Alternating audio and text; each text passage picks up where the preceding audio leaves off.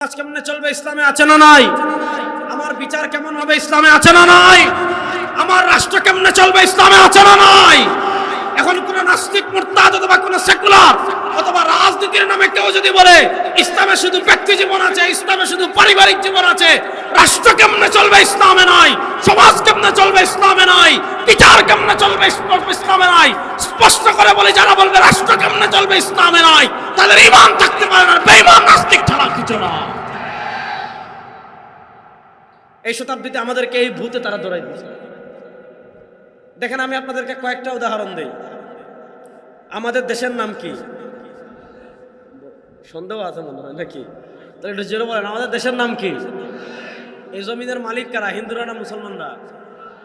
বড় আসতে বললেন, বড় আসতে বললেন। এই জমিনের মালিক মুসলমান, হ্যাঁ, অধিকার সবার। মালিক আমরা, অধিকার সবার। বলেন এই জমিনের মালিক কারা? আমরা। বলেন এই জমিনের মালিক কারা?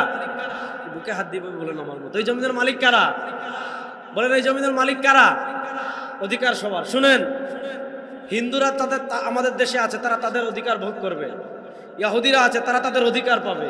খ্রিস্টানরা আছে, তারা তাদের অধিকার পাবে। কিন্তু আপনাকে মনে রাখতে হবে, এই ৫৬,০০০ বর্গ মাইলের মালিক হিন্দুরা না, বৌদ্ধরা না, ইহুদিরা না, খ্রিস্টানরা না। আপনাকে স্পষ্ট ভাষায় মনে রাখতে হবে, এই জায়গার মালিক আমরা। সুতরাং এই জায়গায় আইন কি হবে মুসলমানরা নির্ধারণ করবে। এই দেশের রাষ্ট্র কেমনে চলবে সেকুলাররা নির্ধারণ করবে না, শাহবাগীরা নির্ধারণ করবে না, দালালরা নির্ধারণ করবে না। রাষ্ট্র কেমনে চলবে নির্ধারণ করবে মুসলমানরা। আল্লাহ রাসূল সাল্লাল্লাহু আলাইহি ওয়াসাল্লাম বলেন, আনা ইমামুল আম্বিয়া ইলা ফখর। আল্লাহ রাসূল সাল্লাল্লাহু আলাইহি ওয়াসাল্লাম বলেন, আমার একটা পরিচয় হলো আদম আলাইহিস সালাতু ওয়াস সালাম থেকে নিয়ে কিয়ামত পর্যন্ত যত মানুষ দুনিয়াতে জন্মগ্রহণ করেছে, ইদা ওয়াকাতিল ওয়াকিআ লাইসা লিওয়াকাতিহা কাযিবা। যেদিন ঘটনা ঘটে যাবে, কিয়ামতের মাঠে সব মানুষ উঠবে। আল্লাহ রাসূল সাল্লাল্লাহু আলাইহি ওয়াসাল্লাম বলেন, কিয়ামতের মাঠে যে সব মানুষ উঠবে, আনা সাইয়্যিদু ওয়ালাদি আদম, সেদিন সব মানুষের নেতা হব আমি। সুবহানাল্লাহ পড়েন। আল্লাহ রাসূল সাল্লাল্লাহু আলাইহি ওয়াসাল্লাম বলেন, লা ফখর, এতে আমার অহংকারের কিছু নেই। আল্লাহ রাসূল সাল্লাল্লাহু আলাইহি ওয়াসাল্লাম বনি ইসরাইলের সর্বশেষ নবী ঈসা আলাইহিস সালাম, আর বনু ইসমাইলের একমাত্র নবী আমাদের নবী। আল্লাহ রাসূল সাল্লাল্লাহু আলাইহি ওয়াসাল্লাম যেই যুগে দুনিয়াতে এসেছেন, সেই যুগকে বলা হয় মূর্খতার যুগ। আপনারা সবাই জানেন, সেই যুগকে বলা হয় আইয়ামে জাহিলিয়াতের যুগ। আল্লাহ রাসূল সাল্লাল্লাহু আলাইহি ওয়াসাল্লাম যে সময় পৃথিবীতে সময়টা পার করছেন, এখনো তার কাছে প্রাতিষ্ঠানিকভাবে নবুয়তের দায়িত্ব আসে নাই। আল্লাহ রাসূল সাল্লাল্লাহু আলাইহি ওয়াসাল্লামের নবুয়ত মর্যাদাগতভাবে তিনি নবী সৃষ্টির আগ থেকেই, যখন আল্লাহ আদমকে সৃষ্টি করেননি তখন থেকে। আর প্রাতিষ্ঠানিকভাবে রাসূল সাল্লাল্লাহু আলাইহি ওয়াসাল্লামের উপর দায়িত্ব বুঝিয়ে দেওয়া হয়েছে কবে? রাসূল সাল্লাল্লাহু আলাইহি ওয়াসাল্লামের বয়স যখন ৪০ বছর।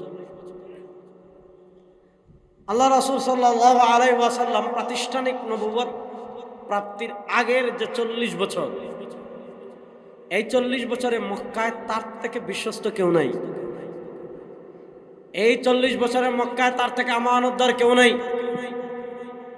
এই ৪০ বছরে মক্কায় তার থেকে চরিত্রবান কেউ নাই। এই ৪০ বছরে মক্কায় তার থেকে আমানতদার কেউ নাই। সারা আরবের সবচেয়ে চরিত্রবান তিনি, সারা আরবের সবচেয়ে বিশ্বস্ত তিনি, সারা আরবের সবচেয়ে আমানতদার তিনি। ওয়াকানা ইয়াতাহান্নাসু ফি গার হিরা, মানুষ মূর্তি পূজা করে, চন্দ্রের পূজা করে, সূর্যের পূজা করে, আগুনের পূজা করে, নেতার পূজা করে, নেত্রীর পূজা করে, পাথরের পূজা করে, খেজুর গাছের পূজা করে। আল্লাহ রাসূল সাল্লাল্লাহু আলাইহি ওয়াসাল্লামের ভালো লাগে না, তিনি গারে হেরায় চুপচাপ চুপচাপ চুপচাপ চুপচাপ ধ্যান করতেন, আল্লাহকে তালাশ করতেন। যেটা আল্লাহ কোরআনে বলেছেন, ওয়া ওয়াজাদাকা যাল্লান ফাহাদা, নবী, আল্লাহ আপনাকে পথ সন্ধানী পেয়েছেন, আল্লাহ আপনাকে পথ দেখিয়েছেন। আমি যেই কথা আপনাকে বলতে চাচ্ছি, আল্লাহ রাসূল সাল্লাল্লাহু আলাইহি ওয়াসাল্লামের উপর প্রাতিষ্ঠানিক দায়িত্ব এলো ইকরা বিসমি রাব্বিকাল্লাযী খালাকের মাধ্যমে।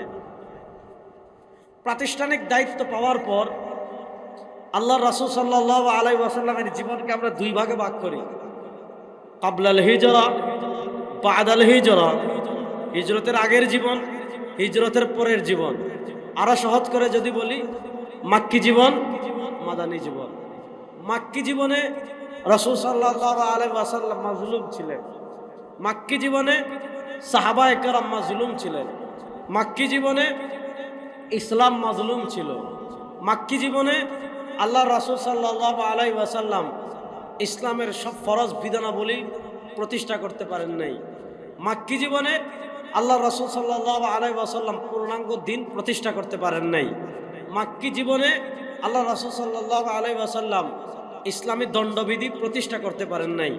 মাক্কি জীবনে আল্লাহ রাসূল সাল্লাল্লাহু আলাইহি ওয়াসাল্লাম অর্থনীতির ভিত্তি ইসলামের উপর রাখতে পারেন নাই। মাক্কি জীবনে আল্লাহ রাসূল সাল্লাল্লাহু আলাইহি ওয়াসাল্লাম ইসলামের পূর্ণাঙ্গ রূপরেখা সমাজে বাস্তবায়ন করতে পারেন নাই। মাক্কি জীবনে ইসলাম মাজলুম ছিল। মাক্কি জীবনে সাহাবায়ে কেরাম মাজলুম ছিলেন। মাক্কি জীবনে পূর্ণাঙ্গ ইসলাম বাস্তবায়ন হয় নাই। মাক্কি জীবনে দণ্ডবিধিতে ইসলাম বাস্তবায়ন হয় নাই।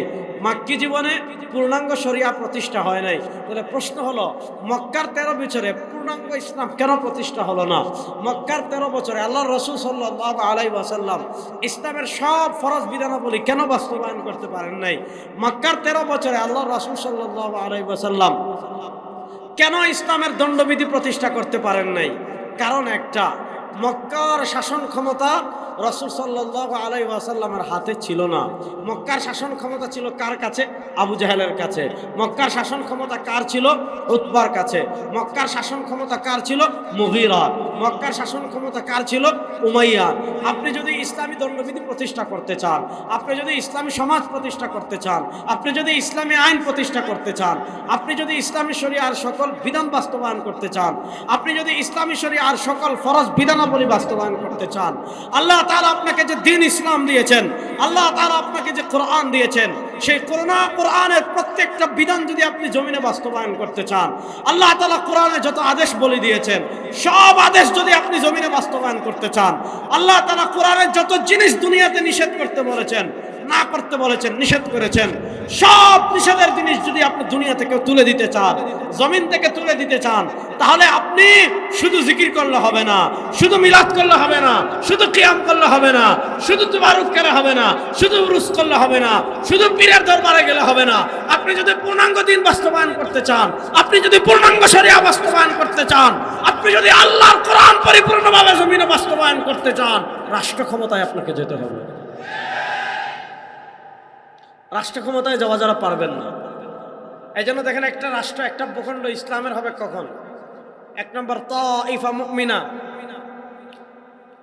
1 নম্বর হুসুলুল আরজ, তাইফা মুমিনা, তারপর হলো আস-সুলতান তানফিযুশ শরিয়া। পৃথিবীতে এখন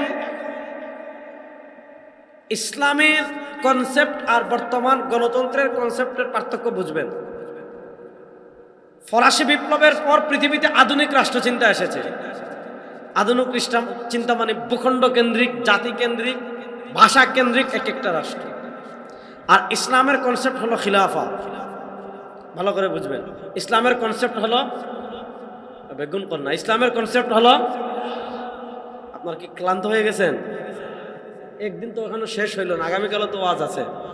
ইসলামের কনসেপ্ট হলো খিলাফা। সারা দুনিয়ার মুসলমান, সে বাংলাদেশে থাকুক, সে পাকিস্তানে থাকুক, সে উজবেকিস্তানে থাকুক, সে মিশরে থাকুক, তুর্কিস্তানে থাকুক, তুরস্কে থাকুক, সৌদি আরবে থাকুক, দুবাইতে থাকুক, কাতার থাকুক, কুয়েত থাকুক, সারা দুনিয়ার মুসলমানের সীমান্ত হবে একটা, সারা দুনিয়ার মুসলমানের দেশ হবে একটা, সারা দুনিয়ার মুসলমানের রাষ্ট্র হবে একটা। আর সারা দুনিয়ার মুসলমানকে যিনি পরিচালনা করবেন তার নাম হলো খলিফা। দেখেন, খিলাফত হয় পুরো পৃথিবীকে কেন্দ্র করে। এখন দেখবেন আফগানিস্তানের তালেবানরা যেটা করেছে সেটা কি? আল ইমারাতুল ইসলামিয়া, ইসলামিয়া রাষ্ট্র, ইসলামী রাষ্ট্র।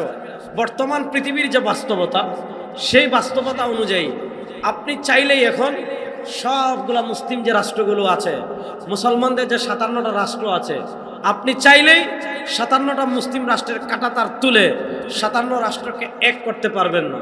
আপনি চাইলেই Bahrain, Qatar, Kuwait, Dubai, Bangladesh, Pakistan, Uzbekistan, মিশর, সিরিয়া, জর্ডান, যত রাষ্ট্র আছে মুসলমানদের, সব রাষ্ট্রগুলোকে এখন আপনি চাইলেই সীমান্তের কাঁটাতার তুলে এক রাষ্ট্র করতে পারবেন না।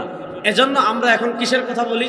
এজন্য আমরা বলি আল ইমারাতুল ইসলামিয়া, অর্থাৎ মুসলমানদের যেই ভূখণ্ড থাকবে, যেই ভূখণ্ডে সংখ্যাগরিষ্ঠ মুসলমান হবে, যেই ভূখণ্ডের মালিক হবে মুসলমান, সেই ভূখণ্ড আব্রাহাম লিঙ্কনের আদর্শে চলতে পারে না, সেই ভূখণ্ড গণতন্ত্র অনুযায়ী চলতে পারে না, সেই ভূখণ্ড ধর্মনিরপেক্ষতা অনুযায়ী চলতে পারে না, সেই ভূখণ্ড সমাজতন্ত্র দিয়ে চলতে পারে না, সেই ভূখণ্ড বাঙালি জাতীয়তাবাদ দিয়ে চলতে পারে না, সেই ভূখণ্ড মানুষের আইনে চলতে পারে না, সেই ভূখণ্ডে সংখ্যাগরিষ্ঠ মানুষ হবে মুসলমান, সেই ভূখণ্ড পরিচালিত হবে আল্লাহ কোরআনের আইন দিয়ে, ইসলাম দিয়ে। এজন্য প্রত্যেক ভূখণ্ডে ইসলাম। আমার এই ভূখণ্ডের মালিক আমরা, যেমন আফগানিস্তান, তারা তাদের মানচিত্রে ইসলাম প্রতিষ্ঠা করেছে, এটার নাম ইমারা। কিছুদিনের ভিতর ইনশাআল্লাহ বলেন, বেগুন জুড়ে কোন ইনশাআল্লাহ, এভাবে হাত তুলে বলেন ইনশাআল্লাহ, বাইরেও বলেন ইনশাআল্লাহ। কিছুদিনের ভিতর আরেকটা সুসংবাদ আসতেছে।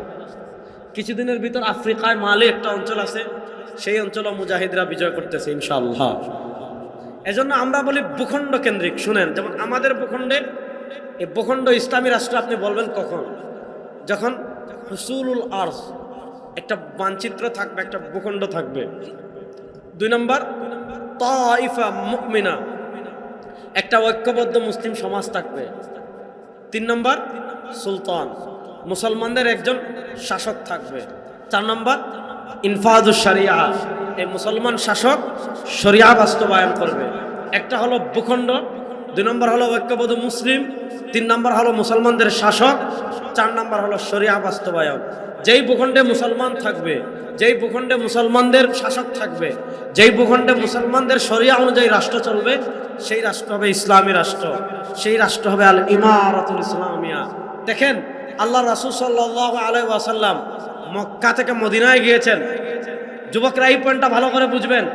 আল্লাহ রাসূল সাল্লাল্লাহু আলাইহি ওয়াসাল্লাম মাক্কি জীবনে মুসলমান ছিল, সংখ্যা কম হলো মুসলমান ছিল, কিন্তু কি ছিল না? হুসুলুল আরজ, মুসলমানদের ভূখণ্ড ছিল না। রাসূল সাল্লাল্লাহু আলাইহি ওয়াসাল্লাম যখন মক্কায় ছিলেন, মাক্কি জীবনে মক্কার ভূখণ্ডের প্রভাবের জায়গায় ছিল কুফফাররা, প্রভাবের জায়গায় ছিল মূর্তি পূজকরা, প্রভাবের জায়গায় ছিল তারকা পূজারীরা, প্রভাবের জায়গায় ছিল আগুন পূজারীরা, প্রভাবের জায়গায় ছিল সূর্য পূজারীরা, প্রভাবের জায়গায় ছিল পাথর পূজারীরা। এজন্য মক্কায় মুসলমান ছিল, কিন্তু মুসলমানদের আরজ ভূমি ছিল না, মুসলমানদের শাসক ছিল না, মুসলমানদের শরিয়া ছিল না। এজন্য মক্কা পৃথিবীর শ্রেষ্ঠ জায়গা। ইন্না আউওয়ালা বাইতিন মুদিআ লিন-নাস লাল্লাযী বিবাক্কাতা মুবারাকান ওয়া হুদান ওয়া রাহমাতাল লিল আলামিন। যেই জায়গা পৃথিবীর প্রাণকেন্দ্র, পৃথিবীর হৃৎপিণ্ড, যেই জায়গা পৃথিবীর শ্রেষ্ঠ জায়গা, যে জায়গায় আল্লাহর ঘর বায়তুল্লাহ রয়েছে, যে জায়গা থেকে হেদায়েতের আলো বিচ্ছুরিত হয়েছে, সেই জায়গাকেও হিজরতের রাসূল সাল্লাল্লাহু আলাইহি ওয়াসাল্লাম মক্কা বিজয়ের আগ পর্যন্ত আপনি ইসলামী ভূখণ্ড বলতে পারবেন না। কেন? সেই জায়গায় মুসলমান ছিল ঠিক, কিন্তু ভূখণ্ডের মালিক মুসলমান ছিল না, ভূখণ্ডের শাসক মুসলমান ছিল না, ভূখণ্ড পরিচালিত শরিয়া অনুযায়ী হয় নাই। এজন্য আল্লাহ রাসূল সাল্লাল্লাহু আলাইহি ওয়াসাল্লাম যখন মদিনা এসেছেন, মনোযোগ, আল্লাহ রাসূল সাল্লাল্লাহু আলাইহি ওয়াসাল্লাম যখন মদিনা এসেছেন, মনোযোগ, আল্লাহ রাসূল সাল্লাল্লাহু আলাইহি ওয়াসাল্লাম যখন মদিনা এসেছেন, মদিনা আসার পর কি হয়েছে? তাইফা মুমিনা, একটা ঐক্যবদ্ধ মুমিন সম্প্রদায় ছিল। 2 নম্বর, মদিনা রাষ্ট্রের প্রধান ব্যক্তি ইহুদি ছিল না, মদিনা রাষ্ট্রের প্রধান ব্যক্তি খ্রিস্টান ছিল না, মদিনা রাষ্ট্রের প্রধান ব্যক্তি মুশরিক ছিল না, কোনো মূর্তি পূজারী ছিল না, কোনো চন্দ্র পূজারী ছিল না, কোনো আগুন পূজারী ছিল না, কোনো পাথর পূজারী ছিল না। মদিনা রাষ্ট্রের সর্বপ্রধান ব্যক্তি ছিলেন, মদিনা রাষ্ট্রের সর্বপ্রধান ব্যক্তি ছিলেন, মদিনা রাষ্ট্রের প্রধান ছিলেন সরওয়ারে দু আলম তাজদারে মদিনা জনাবে মুহাম্মদুর রাসূলুল্লাহ। এরপরে কি করেছেন? এরপরে কি করেছেন? তানফিযুশ শরিয়া, এই জায়গায় হলো আমাদের দুর্বলতা। আল্লাহ রাসূল সাল্লাল্লাহু আলাইহি ওয়াসাল্লাম মদিনা রাষ্ট্রে কি করেছেন? আল্লাহর কোরআনের যত বিধানাবলী আছে, ইসলামী শরিয়ার যত বিধানাবলী আছে, যুবকরা কান খাড়া করে পয়েন্টটা বুঝেন। ইসলামী শরিয়ার যত বিধানাবলী আছে, আল্লাহর কোরআনের যত বিধানাবলী আছে, যে বিধানাবলীগুলো ব্যক্তি জীবনের, সেগুলো ব্যক্তি জীবনে প্রতিষ্ঠা করেছেন। যে বিধানাবলীগুলো পারিবারিক জীবনের, সেগুলো পরিবারে প্রতিষ্ঠা করেছেন। যে বিধানাবলীগুলো সামাজিক জীবনের, সেগুলো সামাজিক জীবনে প্রতিষ্ঠা করেছেন। যে বিধানাবলীগুলো সংবিধান সংক্রান্ত, সেগুলো সংবিধানে প্রতিষ্ঠা করেছেন। যে বিধানাবলীগুলো অর্থনীতি সংক্রান্ত, সেগুলো অর্থনীতিতে প্রতিষ্ঠা করেছেন। যে বিধানাবলীগুলো বিচার সংক্রান্ত, সেগুলো বিচার ব্যবস্থা প্রতিষ্ঠা করেছেন। যে বিধানাবলীগুলো রাষ্ট্র সংক্রান্ত, সেগুলো রাষ্ট্রতে প্রতিষ্ঠা করেছেন। অর্থাৎ মদিনায় কোরআন এবং সুন্নাহ, এক কথা ইসলামী শরিয়ার যত বিধানাবলী আছে, সব বিধানাবলী আল্লাহ ইসলাম ঘরেও প্রতিষ্ঠা করেছেন, সমাজেও প্রতিষ্ঠা করেছেন, ব্যবসায় প্রতিষ্ঠা করেছেন, অর্থনীতিতেও প্রতিষ্ঠা করেছেন, সংবিধানেও প্রতিষ্ঠা করেছেন, বিচার ব্যবস্থায় প্রতিষ্ঠা করেছেন, রাষ্ট্রেও প্রতিষ্ঠা করেছেন। যখন ঘর থেকে নিয়ে রাষ্ট্র পর্যন্ত সবকিছুতে আল্লাহর কোরআন প্রতিষ্ঠা হয়ে গিয়েছে, যখন ঘর থেকে নিয়ে রাষ্ট্র পর্যন্ত সবকিছুতে ইসলামী শরিয়া প্রতিষ্ঠা হয়ে গিয়েছে, আল্লাহ তাআলা আয়াত নাযিল করেছেন, আল ইয়াউমা আকমালতু লাকুম দীনাকুম। আল্লাহ তাআলা আয়াত নাযিল করেছেন, আল ইয়াউমা আকমালতু লাকুম দীনাকুম ওয়া আতমামতু আলাইকুম নি'মাতি ওয়া রাযীতু লাকুমুল ইসলাম দীনা। আজ ইসলাম পরিপূর্ণ করে দিয়েছি, আজ দিন পরিপূর্ণ করে দিয়েছি, আজ শরিয়াত পরিপূর্ণ করে দিয়েছি। কখন দিন পরিপূর্ণ হওয়ার ঘোষণা এসেছে? কখন শরিয়া পরিপূর্ণ হওয়ার ঘোষণা এসেছে? কখন ইসলাম পরিপূর্ণ হওয়ার ঘোষণা এসেছে? যখন ঘর থেকে নিয়ে রাষ্ট্র পর্যন্ত ইসলাম বিজয়ী হয়েছে, ইসলাম প্রতিষ্ঠা হয়েছে, ইসলামের বিধানাবলী বাস্তবায়ন হয়েছে, ইসলামের বিধানাবলী অনুযায়ী পরিচালনা হওয়া শুরু হয়েছে, আল্লাহ বলেছেন আজ দিন পরিপূর্ণ। তাহলে বোঝা গেল, আমার সাথে বলেন ইসলাম, বাইরের বাইরে বলেন ইসলাম। আমার কানে কিন্তু আওয়াজ আসতেছে না, আর জুড়ে বলেন ইসলাম পরিপূর্ণ। বলেন না ইসলাম পরিপূর্ণ। ইসলাম, আরো জোরে বলেন ইসলাম পরিপূর্ণ। আমার ব্যক্তি জীবন কেমনে চলবে? ইসলামে আছে না নাই? জোরে বলেন। আমার পরিবার কেমনে চলবে? ইসলামে আছে না নাই? আমার সমাজ কেমনে চলবে? ইসলামে আছে না নাই? আমার বিচার কেমন হবে? ইসলামে আছে না নাই? আমার রাষ্ট্র কেমনে চলবে? ইসলামে আছে না নাই? এখন কোন নাস্তিক, মুরতাদ অথবা কোন সেকুলার অথবা রাজনীতির নামে কেউ যদি বলে ইসলামে শুধু ব্যক্তি জীবন আছে, ইসলামে শুধু পারিবারিক জীবন আছে, রাষ্ট্র কেমনে চলবে? ইসলামে নাই। সমাজ কেমনে চলবে? ইসলামে নাই। বিচার কেমনে চলবে? ইসলামে নাই। স্পষ্ট করে বলে, যারা বলবে রাষ্ট্র কেমনে চলবে? ইসলামে নাই, তাদের ঈমান থাকতে পারে না, বেঈমান নাস্তিক ছাড়া কিছু না। এই শতাব্দীতে আমাদেরকে এই ভূতে তারা ধরাই দিয়েছে। দেখেন, আমি আপনাদেরকে কয়েকটা উদাহরণ দেই। আমাদের দেশের নাম কি? সন্দেহ আছে মনে হয় নাকি? তাহলে একটু জোরে বলেন, আমাদের দেশের নাম কি? এই জমিনের মালিক কারা? হিন্দুরা না মুসলমানরা? বড় আসতে বললেন, বড় আসতে বললেন। এই জমিনের মালিক মুসলমান, না অধিকার সবার। মালিক আমরা, অধিকার সবার। বলেন এই জমিনের মালিক কারা? আমরা। বলেন এই জমিনের মালিক কারা? বুকে হাত দিবে বলেন আমার মতো। এই জমিনের মালিক কারা? বলেন এই জমিনের মালিক কারা? অধিকার সবার। শুনেন, হিন্দুরা তাদের আমাদের দেশে আছে, তারা তাদের অধিকার ভোগ করবে। ইহুদিরা আছে, তারা তাদের অধিকার পাবে। খ্রিস্টানরা আছে, তারা তাদের অধিকার পাবে। কিন্তু আপনাকে মনে রাখতে হবে, এই ৫৬,০০০ বর্গ মাইলের মালিক হিন্দুরা না, বৌদ্ধরা না, ইহুদিরা না, খ্রিস্টানরা না। আপনাকে স্পষ্ট ভাষায় মনে রাখতে হবে, এই জায়গার মালিক আমরা। সুতরাং এই জায়গায় আইন হবে মুসলমানরা নির্ধারণ করবে। এই দেশের রাষ্ট্র কেমনে চলবে সেকুলাররা নির্ধারণ করবে না, শাহবাগীরা নির্ধারণ করবে না, দালালরা নির্ধারণ করবে না। রাষ্ট্র কেমনে চলবে নির্ধারণ করবে মুসলমানরা। এবার আপনি আপনাদেরকে বুঝাই, মূল পেশের জায়গা বুঝাই। তাহলে এই জমিনের মালিক কারা? আর আসতে বলেন, এই জমিনের মালিক কারা? এই দেশে মুসলমান আছে না নাই? কম না বেশি? প্রথম দুইটা ঠিক আছে। ৩ নম্বর, ভালো করে বুঝেন, প্রথম দুইটা ঠিক আছে।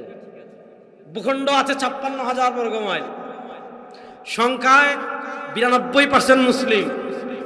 আর মুসলমানদের ভিতর নানা ফিরকা আছে, বাদ দিলাম। ভূখণ্ড আমাদের সংখ্যা 92%, কিন্তু তারপরেও আমাদের রাষ্ট্র সেকুলার রাষ্ট্র কেন? কারণ একটা, কারণ এই দেশের শাসক যারা হয় তারা নামে মুসলমান, তাদের আদর্শে ইসলাম নাই। এই 52 বছর বাংলাদেশ যারা পরিচালনা করেছে তাদের নামে ইসলাম আছে, কিন্তু তারা রাষ্ট্র ক্ষমতায় গিয়ে ইসলামের আদর্শের প্রতিফলন ঘটাতে পারে নাই। তাহলে মুসলমানদের শাসক নাই। বলেন, মুসলমানদের শাসক নাই। এবার আছেন, যখন শাসক আসবে তখন কি করতে হবে? শরিয়া বাস্তবায়ন করতে হবে। কিন্তু সমস্যা হলো আমাদের দেশের যারা শাসক হয় তারা শরিয়া বাস্তবায়ন করে না। তারা রাষ্ট্র চালায় আব্রাহাম লিঙ্কন দিয়ে, বিচার করে ব্রিটিশ দিয়ে, সংসদ চালায় ব্রিটিশের আইন দিয়ে, অর্থনীতির আইন করে পুঁজিবাদ দিয়ে। এবার এই জায়গায় হলো সমস্যা। সমস্যার জায়গা দুইটা। একটা হলো যারা শাসক হয় তারা নামে মুসলমান। শুধু আমাদের দেশে না ভাই, এই 57টা মুসলিম রাষ্ট্র যে পৃথিবীতে আছে, এই 57টা মুসলিম রাষ্ট্র থাকার পরও আজকে পৃথিবীর প্রান্তে প্রান্তে মুসলমান কেন মার খায়? 57 রাষ্ট্র আমরা আছি ঠিক, কিন্তু এই 57 রাষ্ট্রের চেয়ারে যারা বসে আছে সবগুলো ইহুদি খ্রিস্টানের পাঁচটা গোলাম। এরা ইসলামের থেকে চেয়ার বেশি দেখে। নইলে 57টা মুসলিম রাষ্ট্র যদি পৃথিবীতে ঐক্যবদ্ধ হয়, ভাই ফিলিস্তিনে আমাদেরকে মারবে এমন কোন বাপের বেটা দুনিয়াতে আছে? জোরে বলেন। গাজায় আমাদের রক্ত জড়াবে এমন কোন বাপের বেটা দুনিয়াতে আছে? বাংলাদেশে আলেমদেরকে বাতি বন্ধ করে হত্যা করবে এমন কোন বাপের বেটা দুনিয়াতে আছে? প্রশ্ন হলো 92% মুসলমানের দেশে মুসলমানদের উপর হামলা করার সাহস কেন পায়? আলেমদের উপর হামলা করার কেন সাহস পায়? নবী প্রেমিকের উপর শাপলা চত্বরে হামলার সাহস কেন পায়? ছাত্র জনতার উপর হামলা করার সাহস কেন পায়? কারণ এই চেয়ারে যারা বসেছিল তারা বাংলাদেশের মানুষের নেতৃত্ব দেওয়ার জন্য আসে নাই। এরা ছিল ভারতের পাঁচটা গোলাম, ভারতের দালাল। এই সমস্ত দালালি বাংলাদেশে চলুক আপনারা চান? যুবকরা আওয়াজ দেন। বাংলাদেশে পরিবর্তন হোক আপনারা চান কি চান না? জোরে বলেন, বাংলাদেশে পরিবর্তন হোক আপনারা চান কি চান না? এই পরিবর্তন কোন মানুষের আইন দিয়ে আমরা চাই না। এই পরিবর্তন হবে বাংলাদেশে আমরা এমন শাসক চাই যে রাষ্ট্র পরিচালনায় গিয়ে আব্রাহাম লিঙ্কনের আদর্শ প্রতিষ্ঠা করবে না, রাষ্ট্র পরিচালনায় গিয়ে আল্লাহর কোরআনের আইন বাস্তবায়ন করবে। এমন বাংলাদেশ দেখার জন্য প্রস্তুত আছেন না? নাই ইনশাআল্লাহ বলেন। জোরে বলেন না ইনশাআল্লাহ। এটা জোরে বলেন না ইনশাআল্লাহ। তাহলে বলেন, রাষ্ট্র কেমনে চলবে? ইসলামে আছে না নাই? জোরে বলেন না। রাষ্ট্র কেমনে চলবে? ইসলামে আছে না নাই? এখানে হলো পেশের জায়গা। আপনি ইসলামের 1400 বছরের ইতিহাস যদি দেখেন, যুবকরা একটু ভালো করে মনোযোগ দিয়ে শুনেন, মনোযোগ।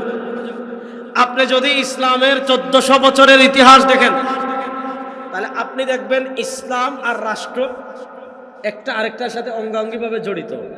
রাষ্ট্র থেকে ইসলাম খুব কম সময় আলাদা ছিল। আপনি শুধু মক্কা জীবন বাদ দেন, মদিনায় এসছেন, রাষ্ট্র ক্ষমতা ইসলাম ছিল। খেলাফতে রাশেদা, খেলাফতে উমাইয়া, আব্বাসীদের খেলাফত, ফাতিমিদের খেলাফত, তারপর 800 বছর উসমানীদের খেলাফত। অর্থাৎ পৃথিবীর কোথাও না কোথাও, পৃথিবীর কোনো না কোনো ভূখণ্ডে, পৃথিবীর কোনো না কোনো জায়গায়, পৃথিবীর কোথাও না কোথাও ইসলাম বিজয়ী ছিল। পৃথিবীর কোথাও না কোথাও ইসলামে হুকুমত ছিল। পৃথিবীর কোনো না কোনো ভূখণ্ডে কোরআন অনুযায়ী ভূখণ্ড চলেছে। তারপর তারা ষড়যন্ত্র করেছে। কিভাবে ষড়যন্ত্র করেছে? মুসলমানদেরকে তারা আনুষ্ঠান নির্ভর ধর্ম উপহার দিয়েছে। মুসলমানদেরকে তারা শিখিয়ে ফেলেছে ইসলাম মানে কি করবা। হাটহাজারির এদিকে গেলে একটা মাজার পাওয়া যায়, কার জানি আমি নাম ভুলে গেছি। ওখানে 3 দিন ব্যাপী উরুস করবা। মাইজ ভান্ডারে যেদিন উরুস হবে, একটা গরু কিনবা, একটা ছাগল কিনবা, কিচ্ছু নাই, একটা মুরগ কিনবা। গরুতে মালা লাগাইবা, মহিষে মালা লাগাইবা, ছাগলে মালা লাগাইবা, তারপরে ডুল তবলা লইবা, ডুল বাজাইবা, ট্রাকের উপর উঠবা, ডুল বাজাইবা, নাচতে নাচতে নাচতে নাচতে নাচতে নাচতে নাজির হাট গিয়ে ডাইন দিয়ে ঢুকবা। তারপর সোজা যাবা মাইজ ভান্ডারে। যাওয়ার পর কি করবা? বাবার কবরের সামনে গিয়ে গরু পেশ করবা। গরুর লসি লাগানো থাকে, একজন এদিকে টান দে, আরেকজন এদিকে টান দে। গরু মাথা নত করে, দেখ আমার বাবার পাওয়ার কত, গরু আমার বাবারে সিজদা দেয়। সুবহানাল্লাহ, শুনছেন? নাউজুবিল্লাহ, জুড়ে বলেন। এগুলার নাম ইসলাম না ভণ্ডামি?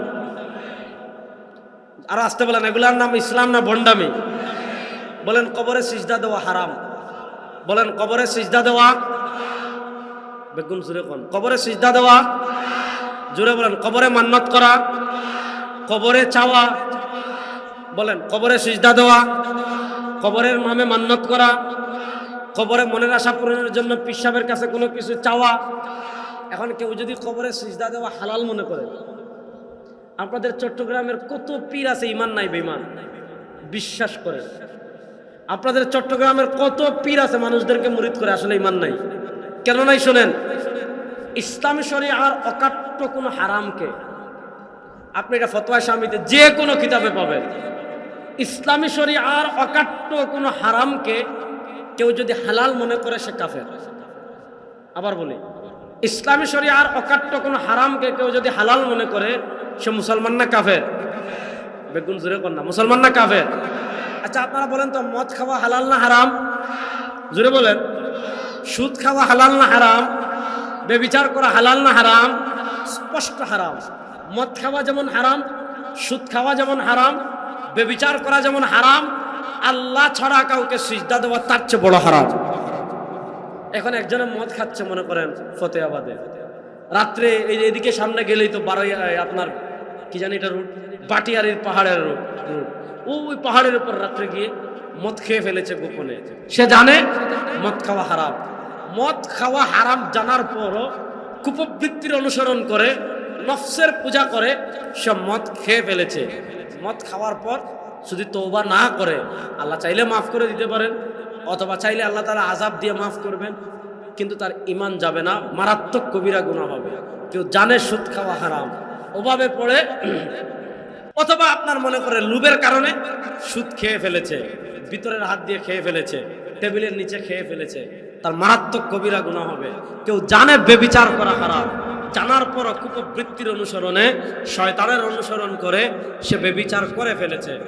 কবিরা গুনাহ জানার পরও, হারাম জানার পরও কেউ যদি করে ফেলে তার ঈমান যাবে না। এটা হলো আহলুস সুন্নাহ ওয়াল জামাতের আকীদা। তার কবিরা গুনাহ হবে। কিন্তু একজনে মদ খাচ্ছে কিন্তু মনে করে মদ খাওয়া হালাল, একজনে বেবিচার করছে সে মনে করে বেবিচার করা হালাল, একজনে সুদ খাচ্ছে সে মনে করে সুদ খাওয়া হালাল। ইসলামের কোনো অকাট্য হারামকে কেউ যদি হালাল মনে করে সাথে সাথে ঈমান হারিয়ে কাফের হয়ে যাবে। দুনিয়ার 4 মাযহাবের ইমামদের ফতোয়া, সারা দুনিয়ার সকল ইমামদের ফতোয়া, কবরে সিজদা দেওয়া হারাম। বলেন কবরে সিজদা দেওয়া, জোরে বলেন কবরে সিজদা দেওয়া, রাসূলুল্লাহ সাল্লাল্লাহু আলাইহি ওয়াসাল্লামের কবরে সিজদা দেওয়া হালাল না হারাম? আর আসতে বলেন। সাহাবায়ে কেরামের কবরে সিজদা দেওয়া হালাল না হারাম? আমি ইমাম বুখারী রাহিমাহুল্লাহর কবর দেখে আসছি, আমাদের আকীদার ইমাম ইমাম মাতুরিদি রাহিমাহুল্লাহর কবর দেখে আসছি, ইমাম বাহাউদ্দিন নকশবন্দির কবর দেখেছি, ইমাম তিরমিজি রাহিমাহুল্লাহর কবর দেখেছি, ইমাম ইবনে হাজার আসকালানী রাহিমাহুল্লাহর কবর দেখেছি, ইমাম সুয়ুতী রাহিমাহুল্লাহর কবর দেখেছি, ইমাম তাহাবী রাহিমাহুল্লাহর কবর দেখেছি, ইমাম আইনী রাহিমাহুল্লাহর কবর দেখেছি, ইমাম আমর ইবনুল আসের কবর দেখেছি, মুসাম ইবনে আব্বাসের মাকবারা দেখেছি। আপনি ওনাদের কবর গিয়ে দেখেন, আপনি কবর জিয়ারত করবেন। সারা দুনিয়ার সব আলেমদের ফতোয়া, 4 মাযহাবের ঐক্যবদ্ধ ফতোয়া যে কোনো মানুষের কবরে সিজদা দেওয়া হারাম। বলেন কোন মানুষের কবরে সিজদা দেওয়া, যুবকরা আওয়াজ দিচ্ছেন না তো, কোন মানুষের কবরে সিজদা দেওয়া, শাহজালালের কবরে সিজদা দেওয়া, শাহপরানের কবরে সিজদা দেওয়া, ওলি আল্লাহর কবরে সিজদা দেওয়া, আব্দুল কাদের জিলানীর কবরে সিজদা দেওয়া, মঈনুদ্দিন চিশতির কবরে সিজদা দেওয়া সুস্পষ্ট হারাম। নাস দ্বারা প্রমাণিত হারাম, কোরআন দ্বারা প্রমাণিত হারাম, হাদিস দ্বারা প্রমাণিত হারাম, ইজমা দ্বারা প্রমাণিত হারাম, কিয়াস দ্বারা প্রমাণিত হারাম। এখন চট্টগ্রামের কোন লাল শালু পরা, যাত্রাপালার পোশাক পরা কোন মোল্লা নামক ভণ্ড যদি বলে তার বাবার কবরে সিজদা দেওয়া হালাল, তার পীরের কবরে সিজদা দেওয়া হালাল, তার অমুকের কবরে সিজদা দেওয়া হালাল, এটার চেয়ে বড় ইবলিস, এটার চেয়ে বড় শয়তান, এটার চেয়ে বড় বেঈমান আল্লাহর জমিনে আর কেউ না। এরা ভণ্ড না ঈমান চোর, বলে এরা পীর না ঈমান চোর। আজকে মিয়া আমাদের দেশের মানুষের অবস্থা জানেন, বাজারে জুতা চুরে ধরলে পিটায়। মনে করেন এখানে রেজাউল করিম আবরার সাহেবের মোবাইল কেউ নিয়ে গেছে, যদি আপনারা ধরতে পারেন কি পরিমাণ পিটাবেন? মনে করেন এখানে কেউ আমার জুতা নিয়ে গেছে, আপনার জুতা নিয়ে গেছে, ধরতে গেলে কি পরিমাণ পিটাবেন? আমাদের বাংলাদেশের মানুষের অবস্থা রে ভাই, আয় হায় হায়, জুতা চুরিরে পিটায়, পকেট মাররে পিটায়, মোবাইল চোরে পিটায়, আর যে তার দুনিয়ার সবচেয়ে দামি জিনিস ইমান। দুনিয়ার সবচেয়ে দামি জিনিসের নাম কি? জোরে বলেন, আরো জোরে বলেন, আরো জোরে বলেন। দুনিয়ার সবচেয়ে দামি জিনিসের নাম কি? দুনিয়ার সবচেয়ে দামি সম্পদের নাম কি? কেন ইমান বললাম? আচ্ছা, জান্নাতে যেতে চান কারা কারা? দেখি হাত তুলেন তো। ইনশাআল্লাহ আমরা সবাই জান্নাতে যেতে চাই কি চাই না? জান্নাতে যেতে হলে এক নম্বর যে জিনিস লাগবে ওইটার নাম, আজকে সবচেয়ে দামি জিনিস আল্লাহ আমাদেরকে দিলেন। আজকে আপনি মোবাইল চুরিয়ে পিটান, পকেট মারে পিটান, জুতা চুরিয়ে পিটান, আর আমাদের দেশের কিছু ইমান চুর আছে যারা পিরালির নামে আমাদের দেশের মানুষের ইমান চুর করে। আমাদের দেশের মানুষের অবস্থা কি? ইমান চুররে মহিষ দে, ইমান চুররে গরু দে, ইমান চুররে ছাগল দে, ইমান চুররে চাউল দে, ইমান চুররে তোমার টাকা দে, ইমান চুরের কাছে গিয়ে মান্নত করে। আমাদের দেশে এরকম কুসংস্কার আছে না নাই? এর কারণ কি? ইমান সম্পর্কে মানুষ উদাসীন। ভাই, পৃথিবীর কোন ইমাম, আপনি আমাদের যে চার ইমাম, ইমাম আবু হানিফা, ইমাম শাফি, ইমাম মালিক, ইমাম আহমদ, দেখেন চার মাযহাবের সর্বসম্মত ফতোয়া কবরে সিজদা দেওয়া হারাম। আর আজকে আপনাদের চট্টগ্রামে দেখা যায় তাসাউফ। এখানে আরেকটা কথা কয় কি জানেন? আমাদের দেশে কত ধরনের ভণ্ডামি। পিরাকির নামে গাঞ্জা আমাদের দেশে চলে কি চলে না? ওপেন গাঞ্জা খায়। আগে বলতো আমরা গাঞ্জা, এদিন আপনারা দেখেছেন লালনের আখড়ায় উরুস হয়েছে, মানুষ সমানে গাঁজা খাচ্ছে। সাংবাদিকরা জিজ্ঞেস করেছে আপনারা গাঁজা খাচ্ছেন কেন? বলছে আমরা গাঁজা খাচ্ছি না, সিদ্ধি খাচ্ছি। কি খাচ্ছি? সিদ্ধি খাচ্ছি। আচ্ছা, আপনাদের কাছে মাসালা জানতে চাই, সিদ্ধি বলেন গাঁজা বলেন, মনোযোগ, আপনারা বেগুন আর সাথে আছেন তো? আচ্ছা বলেন, সিদ্ধি বলেন গাঁজা বলেন যাই বলেন, এটা খাওয়া হালাল না হারাম? জোরে বলেন, এটা খাওয়া হালাল না হারাম? বলেন না, এটা খাওয়া হালাল না হারাম? স্পষ্ট হারাম। আমাদের দেশে দেখবেন, আপনাদের চট্টগ্রামে আছে, ওরে বাবা রে বাবা রে, সেমা গান। আপনি পটিয়া গেলে দেখবেন, এদিকে মাইজভান্ডার গেলে দেখবেন, চট্টগ্রামের বিভিন্ন জায়গায় দেখবেন সেমা গান। ডুল নিবে, তবলা নিবে, গিটার নিবে, হারমোনিয়াম নিবে, আর আপনার গান গাচ্ছে। কি গান? এটা সেমা গান। কি গান? এটা আধ্যাত্মিক গান। শুনেন, যত ভালো কথা হোক, মাসালাটা শুনেন, যত ভালো কথা হোক, সেই ভালো কথার সাথে কেউ যদি বাজনা সংযুক্ত করে, মনে করেন আপনি বলতেছেন আকাশটা কাঁপছিল কেন, জমিনটা নাচছিল কেন, বড় পীর ঘামছিল কেন, অথবা আপনি বলেন আল্লাহর ধন রাসূলরে দিয়া, আল্লাহ গেল না গায়েব হইয়া, রাসূলের ধন খাজায় পাইয়া, খাজায় ঘুমায় আজমিরে, কেউ ফিরে না খালি হাতে, খাজা তোমার দরবারে। তোমার 14 গোষ্ঠীর মাথা, তোমার 14 গোষ্ঠীর, জোরে বলে না, তোমার 14 গোষ্ঠীর। আচ্ছা আপনি বলেন, আপনি সারাদিন যদি বলেন আকাশটা কাঁপছিল কেন, জমিনটা নাচছিল কেন, পরে কি জানি আমি তার পাই না, যাক, অথবা আপনি বলতেছেন আল্লাহর ধন, আপনি সারাদিন বলেন ভাই, আমার কোনো সমস্যা নেই। আপনি সারাদিন বলতেছেন, এদেশে মুহিব খানের কবিতা বলছেন, এদেশে আল্লাহু আকবারের সুরে সূর্য উঠে, এদেশে আল্লাহু আকবারের সুরে সূর্য ডুবে, অথবা আপনি বিপ্লবী কোনো গান বলতেছেন, ইসলামী সঙ্গীত বলতেছেন যে ইনশাআল্লাহ এবার ইসলাম বিজয় হবে। যত ভালো কথাই বলেন, যদি সাথে বাজনা লাগান, এটা হালাল না হারাম? জোরে বলেন, বাজনা হালাল না হারাম? আপনি যত ভালো কথা বলেন, যত আধ্যাত্মিক বলেন, যা কিছু বলেন, যদি সাথে বাজনা লাগান, এটা হালাল না হারাম? দুইটা হাদিস বলি, কারণ আপনাদের চট্টগ্রামে অনেকে আছে, বাংলাদেশে এক বাউল আছে, বাউল কি জানি নাম, আমার মনে নাই। একদিন দেখলাম সে আমাকে 1 কোটি টাকার চ্যালেঞ্জ দিচ্ছে, রেজাউল করিম আপনাকে 1 কোটি টাকার চ্যালেঞ্জ। কি রে ভাই 1 কোটি টাকার চ্যালেঞ্জ কেন? যে সে কোরআন থেকে একটা আয়াত দেখাবে যে আল্লাহ বলেছেন আল গিনা হারামুন। কোরআন থেকে একটা আয়াত দেখাবে যে আয়াতে আল্লাহ বলেছেন গান বাজনা হারাম, হারাম। আসলে তো কোরআনের কোথায় আল গিনা হারামুন নাই, আসলে কোরআনের কোথায় আল মিজমার হারামুন নাই, এই শব্দ নাই। দেখেন, আপনাদের দুইভাবে আপনাদের সাথে ভণ্ডামি করে। আচ্ছা আপনারা বলেন, হালাল হারাম শুধু কি কোরআন দিয়ে প্রমাণিত হয় না, হাদিস দিয়ে প্রমাণিত হয়? আচ্ছা আপনারা বলেন, কুত্তার গু খাওয়া হালাল না হারাম? সন্দেহ করতেছেন বড় আজকাল না। বলেন তো, কুত্তার পায়খানা খাওয়া হালাল না হারাম?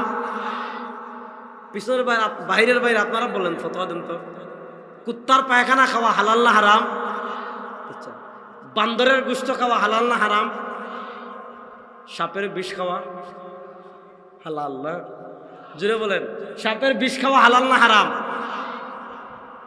দেখেন, আল্লাহ রাসূল সাল্লাল্লাহু আলাইহি ওয়াসাল্লাম আজ থেকে 1400 বছর আগে বলে গিয়েছেন, আলা ইন্নী উতীতুল কোরআন ওয়া মিসলাহু মাআহ, আমি তোমাদের কাছে কোরআন নিয়ে আসছি, শরিয়ার বিধান প্রমাণের ক্ষেত্রে কোরআনের মতো হাদিস নিয়ে আসছি। আলা ইন্নামা হাররামা রাসূলুল্লাহ ফাহুয়া মিসলু মা হাররামাল্লাহ, কোরআনে হারাম হলে যেমন হারাম, হাদিস দিয়ে হারাম প্রমাণ হলে তেমন হারাম। এখন যারা আপনাকে বলবে বাজনা হারাম, কোরআন থেকে দেখান। যারা আপনাকে বলবে কবরে সিজদা দেওয়া হারাম, কোরআন থেকে দেখান। যারা বলবে বাবার নামে মান্নত করা হারাম, কোরআন থেকে দেখান।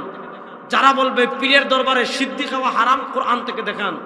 যারা বলবে কবরে গিয়ে কোনো কিছু চাওয়া কোরআন থেকে হারাম, কোরআন থেকে হারাম প্রমাণ কোরআন থেকে দেখান। তাদের কাছে আপনি 1 নম্বর প্রশ্ন করবেন, তুমি আগে বলো হারাম শুধু কোরআন দিয়ে প্রমাণ হয় নাকি হাদিস দিয়েও হয়? আগে এই প্রশ্নের সমাধান দেন। যদি তুমি বলো যে কোরআন শুধু হালাল হারাম শুধু কোরআন দিয়ে প্রমাণ হয়, হাদিস দিয়ে হয় না, আমি হাদিস মানি না। হাদিসে কোনো জিনিস হারাম করলে আমি হাদিস মানি না, হালাল হাদিসে কোনো জিনিস হালাল করলে আমি হালাল মানি না। তুমি আগে বলো হাদিস কোনো জিনিস হারাম করলে সেই জিনিসকে তুমি মানো কিনা, হাদিস কোনো জিনিস হালাল করলে ওই জিনিসকে তুমি মানো কিনা। যদি বলো তুমি মানো, তাহলে তো তোমার সাথে আমার আলাপ। আর তুমি যদি বলো হাদিস হারাম মানলে তুমি হারাম মানো না, তাহলে তো বড় তুই বেঈমান, তাহলে বড় তুই কাফের। তোর সাথে গান বাজনা হালাল না হারাম, তো এটা নিয়ে আমরা আলোচনা করার দরকার আছে? এবার বলেন, হাদিসে কোনো জিনিস হারাম বলে সেটা আমরা হারাম মানি কি মানি না? কথা বুঝাইতে পারি নাই। বলেন, হাদিসে কোনো জিনিস হারাম হলে আমরা হারাম মানি কি মানি না? জোরে বলেন, হাদিসে কোনো জিনিস হারাম হলে আমরা হারাম মানি কি মানি না? এখন গান বাজনা হারাম, আপনার কয়টা হাদিস লাগবে আসেন? কয়টা লাগবে আসেন? দলিল লাগবে আসেন, রেজাল্ট করবেন আপনাদের কাছে, দলিল দিয়া কবর দিয়া দিব ইনশাআল্লাহ। ইনশাআল্লাহ বলেন, জোরে বলেন না ইনশাআল্লাহ। এখন আপনাদের চট্টগ্রামে দেখবেন, বলবে যে আপনার সাহেবের কথা তো ঠিক আছে। আপনারা দেখেছেন কিছুদিন আগে কুমিল্লার নাঙ্গলকোটের এক পীর আছে, সে বলছিল আমার মরণকালে ঢুলবাসী বাজাইও, ও কি জানি, আরে না গানটা মনে পড়তেছে না, আমার মরণকালে ঢুলবাসী বাজাইও ও ভান্ডারি বাইও। তার একটা বক্তব্য দেখলাম, সে বলছে গাঞ্জা খাওয়া হালাল। নাউজুবিল্লাহ, বাড়িতে গিয়ে বলবেন। আচ্ছা আপনারা বলেন গাঞ্জা খাওয়া হালাল না হারাম? জুড়ে বলেন না, গাঞ্জা খাওয়া হালাল না হারাম? এখন সে বলছে গাঞ্জা খাওয়া হালাল, দলিল কি? সে দলিল দিচ্ছে, শুনেন। এই যে গাজার গাছ উঠে পাহাড়ে, জমিনে, নদীর তীরে, খাগড়াছড়ির পাহাড়ে, বান্দরবনের পাহাড়ে, রাঙ্গামাটির পাহাড়ে, সারা দুনিয়ার মানুষ চাইলে কি গাজার গাছ বানাইতে পারবেন? গাজার গাছ বানাইছেন কে? গাজার গাছ সৃষ্টি করেছেন কে? বলেছে গাজার গাছ সৃষ্টি করেছেন আল্লাহ। তাহলে আল্লাহ যদি বানায়, আমরা খাইতে সমস্যা কি? দলিল বুঝছেন? আল্লাহ বানাইছে, আচ্ছা ঠিক আছে, কিছুক্ষণের জন্য ধরলাম যে গাজার গাছ আল্লাহ বানিয়েছে, এজন্য আপনি খাইতে সমস্যা কি? আপনাকে আমি পাল্টা প্রশ্ন করি, সাপের বিষ বানাইছে কে? জোরে হয় না, জোরে বলেন না, সাপের বিষ বানাইছে কে? এখন যে যুক্তি দিয়ে আপনি গাঞ্জা খাইতে চাচ্ছেন, এই যুক্তি দিয়ে আপনি সাপের বিষ খাইতে হবে। আচ্ছা বলেন, কুত্তার পায়খানা আপনারা দুনিয়ার কেউ বানাইতে পারবে? আপনার ছোট বাচ্চার মনে করেন পাতলা পায়খানা হয়ে গেছে, এটা দুনিয়ার কেউ বানাইতে পারবে? পারবে না। তাহলে এবার এক কাজ করেন, যেই যুক্তিতে আপনি গাঁজা খেতে চাচ্ছেন, ওই যুক্তিতে আপনি পাতলা পায়খানা খাইতে হবে, ওই যুক্তিতে আপনি কুত্তার মাংস খাইতে হবে, ওই যুক্তিতে আপনি সাপের বিষ খাইতে হবে। যদি সাপের বিষ এগুলা খাইতে পারেন, বুঝবেন পীরে কামেল, মুর্শিদে মুকাম্মিল, আলহাজ দয়াল বাবা, খাজা বাবা ঠিক আছে, সমস্যা নাই। আর যদি খাইতে না পারে, বুঝবেন এটা হচ্ছে বড় ইবলিস, এটা হচ্ছে বড় শয়তান, এটা হচ্ছে বড় ঈমান চোর, আল্লাহর জমিনে আর কেউ নাই। এই ধরনের ঈমান চোর আমাদের দেশে আছে না নাই? জোরে বলে, ঈমান চোরদের থেকে আমাদের সতর্ক থাকার প্রয়োজন আছে না নাই? কত ধরনের ভণ্ডামি ভাই আমাদের দেশে চলে, কত ধরনের সমস্যা আমাদের দেশে চলে। আসেন আমি আমার মূল জায়গায় যাই। 1400 বছর ইসলাম কিভাবে এসেছে 1400 বছরের ইসলামের ইতিহাস দেখলে দেখবেন রাষ্ট্র এবং ইসলাম পাশাপাশি এসেছে। তারা এরপরে ষড়যন্ত্র শুরু করেছে। কি ষড়যন্ত্র করেছে? তারা ষড়যন্ত্র দাঁড় করিয়েছে রাষ্ট্র ক্ষমতা থেকে ইসলামকে আলাদা করে ফেলবো, ইসলামকে মসজিদের ভিতর সীমাবদ্ধ করে ফেলবো, ইসলামকে মাদ্রাসার ভিতর সীমাবদ্ধ করে ফেলবো, ইসলামকে খানকার ভিতর সীমাবদ্ধ করে ফেলবো, ইসলামকে মাজারের ভিতর সীমাবদ্ধ করে ফেলবো, ইসলামকে উরুসের ভিতর সীমাবদ্ধ করে ফেলবো, ইসলামকে বিরিয়ানির ডেচকির ভিতর সীমাবদ্ধ করে ফেলবো, ইসলামকে জিলাপির প্যাকেটের ভিতর সীমাবদ্ধ করে ফেলবো। তোমার ইসলামে শুধু জিলাপি থাকবে, তোমার ইসলামে শুধু উরুসের ডেচকি থাকবে, তোমার ইসলামে রাষ্ট্র থাকবে না, তোমার ইসলামে বিচার ব্যবস্থা থাকবে না, তোমার ইসলামে অর্থনীতি থাকবে না, তোমার ইসলামে সংসদে কালেমার পতাকা উড়ানো থাকবে না, তোমার ইসলামে আমর বিল মারুফ থাকবে না, তোমার ইসলামে নহি আনিল মুনকার থাকবে না। না, আমার রাসূল সাল্লাল্লাহু আলাইহি ওয়াসাল্লাম শুধু ঘরের মধ্যে ইসলাম প্রতিষ্ঠা করার জন্য যদি দুনিয়াতে আসতেন, উহুদে তার দান শহীদ করে রাখতো না, তায়েফে তার রক্ত ঝরাতে হতো না, মক্কা থেকে হিজরত করে মদিনায় যেতে হতো না। আমার রাসূল সাল্লাল্লাহু আলাইহি ওয়াসাল্লাম মাদানী জীবনে ঘর থেকে নিয়ে রাষ্ট্র পর্যন্ত আল্লাহর কোরআনের বিধান প্রতিষ্ঠা করেছেন। গত শতাব্দীতে আমাদেরকে বিভিন্ন ট্যাবলেট খাওয়াইছে। একটা ট্যাবলেটের নাম সমাজতন্ত্র, একটা ট্যাবলেটের নাম গণতন্ত্র, একটা ট্যাবলেটের নাম ধর্মনিরপেক্ষতা। কিছু রাষ্ট্রে ধর্মনিরপেক্ষতা দিয়েছে, কিছু রাষ্ট্রে রাজতন্ত্র দিয়েছে, কিছু রাষ্ট্রে সমাজতন্ত্র দিয়েছে, কিছু রাষ্ট্রে ধর্মনিরপেক্ষতা দিয়েছে। অর্থাৎ মুসলিম রাষ্ট্রগুলোকে তারা বিভক্ত করে কিছু মুসলিম রাষ্ট্রে ধর্মনিরপেক্ষতা চাপিয়েছে, কিছু মুসলিম রাষ্ট্রে আরবি জাতীয়তাবাদ দিয়েছে, কিছু মুসলিম রাষ্ট্রে গণতন্ত্র দিয়েছে, কিছু মুসলিম রাষ্ট্রে রাজতন্ত্র দিয়েছে, কিছু মুসলিম রাষ্ট্রে সমাজতন্ত্র দিয়েছে। অর্থাৎ মুসলমানদেরকে তারা শিখিয়ে দিয়েছে, তোমার ঘর তুমি যদি কোরআন অনুযায়ী চালাতে চাও সমস্যা নাই, তোমার বাড়ি যদি তুমি কোরআন অনুযায়ী চালাতে চাও সমস্যা নাই, তোমার বিয়ে শাদী যদি তুমি কোরআন অনুযায়ী চালাতে চাও সমস্যা নাই, তোমার ত্যায্য সম্পত্তি যদি তুমি কোরআন অনুযায়ী বন্টন করতে চাও সমস্যা নাই। তোমার ইসলামটা ত্যায্য সম্পত্তি বন্টনে থাকবে, তোমার ইসলামটা পরিবারে থাকবে, তোমার ইসলামটা ব্যক্তি জীবনে থাকবে, তোমার ইসলামটা মসজিদে থাকবে। তো তারা বলে আমাদেরকে শিখিয়েছে ইসলামটা ব্যক্তি জীবনে রাখো, ইসলামটা ফ্যামিলির মধ্যে রাখো, ইসলামটা মসজিদে রাখো। তাহলে রাষ্ট্র আব্রাহাম লিঙ্কন অনুযায়ী চলবে, সমাজ আব্রাহাম লিঙ্কনের থিওরি অনুযায়ী চলবে, অর্থনীতি পুঁজিবাদী অনুযায়ী চলবে, বিচার ব্যবস্থা ব্রিটিশের বিচার ব্যবস্থা অনুযায়ী চলবে। তারা আপনাকে শিখিয়েছে ব্যক্তি জীবন চলবে ইসলাম অনুযায়ী, বিয়ে শাদী হবে ইসলাম অনুযায়ী, ত্যায্য সম্পত্তি হবে ইসলাম অনুযায়ী। এজন্য আমাদের বাংলাদেশেও দেখবেন মুসলিম পারিবারিক আইন আছে, বিয়ের ক্ষেত্রে ইসলাম, তালাকের ক্ষেত্রে ইসলাম, ওয়াকফের ক্ষেত্রে ইসলাম, ত্যায্য সম্পত্তি বন্টনের ক্ষেত্রে ইসলাম। মুসলিম পারিবারিক আইন দিয়ে আমাদেরকে শিখিয়েছে ইসলামটা বিয়ের মধ্যে রাখো, ইসলামটা তালাকের মধ্যে রাখো, ইসলামটা ত্যায্য সম্পত্তি বন্টনের ভিতর রাখো, ইসলামটা ওয়াকফের মধ্যে রাখো, ইসলামটা ওসিয়তের মধ্যে রাখো। তাহলে প্রশ্ন হলো রাষ্ট্র কেমনে চালাবো? বলে আব্রাহাম লিঙ্কন আছে। অর্থনীতি কেমনে চালাবো? পুঁজিবাদ আছে। বিচার কেমনে করব? ব্রিটিশ আছে। না, ইসলাম শুধু ওয়াকফের জন্য আসে নাই, ইসলাম শুধু পরিবারের জন্য আসে নাই, ইসলাম শুধু তালাকের জন্য আসে নাই, ইসলাম শুধু বিয়ের জন্য আসে নাই। বিয়েতে যেমন ইসলাম থাকবে, তালাকে যেমন ইসলাম থাকবে, পারিবারিক আইনে যেমন ইসলাম থাকবে, রাষ্ট্র পরিচালনায় আব্রাহাম লিঙ্কনের দিন থাকতে পারে, রাষ্ট্র পরিচালনা হবে কোরআন অনুযায়ী। বিচার ব্রিটিশ। দেখেন আমরা একটা হইলে আমাদের দেশের বিচার ব্যবস্থায় ব্রিটিশ, ইসলাম নাই। আমাদের দেশের বিচার ব্যবস্থায় ইসলাম আছে, যুবকরা আওয়াজ দেয় না। আমাদের দেশের বিচার ব্যবস্থায় ইসলাম আছে, ব্রিটিশ। আমাদের দেশের রাষ্ট্র পরিচালনায় ইসলামী আইন আছে না, গণতন্ত্র নাই, ইসলাম নাই। আপনি আল্লাহর কাছে মাফ চাইবেন যে আল্লাহ আমাদের দেশের বিচার ব্যবস্থা ইসলাম নাই, বাংলাদেশে আপনি ইসলামী বিচার ব্যবস্থা প্রতিষ্ঠা করার তৌফিক দান করেন। আমিন বলেন। আপনি চেষ্টা করবেন, কিন্তু সবাই বলেন কিন্তু। আপনি যদি মনে করেন, মনোযোগ, আপনি যদি মনে করেন, মনোযোগ, আপনি যদি মনে করেন ইসলামের রাষ্ট্র পরিচালনার নীতির থেকে আব্রাহাম লিঙ্কনের নীতি ভালো, আপনি যদি মনে করেন ইসলামের অর্থনীতি থেকে পুঁজিবাদের অর্থনীতি ভালো, আপনি যদি মনে করেন ইসলামের বিচার ব্যবস্থা থেকে ব্রিটিশের বিচার ব্যবস্থা ভালো, আপনার ঈমান থাকবে না, আপনি কাফের হয়ে যাবেন। আজকে রাজনীতির নামে কত মানুষ ঈমান হারাচ্ছে। এই জন্য আমি শেষ কথা বলে আপনাদের থেকে বিদায় নেব। ইনশাল্লাহ বলেন, এটা জোরে বলেন না ইনশাল্লাহ। সবাই হাত একবার এভাবে তুলেন তো, এবার সবাই বলেন ইনশাল্লাহ। ইনশাল্লাহ বলেন, জোরে বলেন না ইনশাল্লাহ। গত শতাব্দীতে, গত 100 বছরে, গত 54 বছরে পৃথিবীর বিভিন্ন রাষ্ট্র থেকে তারা ইসলামকে সরিয়েছে, রাষ্ট্র ক্ষমতা থেকে ইসলামকে সরিয়ে গণতন্ত্র দিয়েছে। এই শতাব্দীতে আমরা গণতন্ত্রকে সরিয়ে ইসলামকে আবার বিজয় করব। কারা কারা প্রস্তুত আছেন দেখি তো ইনশাআল্লাহ। গত শতাব্দী আমাদের পরাজয়ের শতাব্দী ছিল।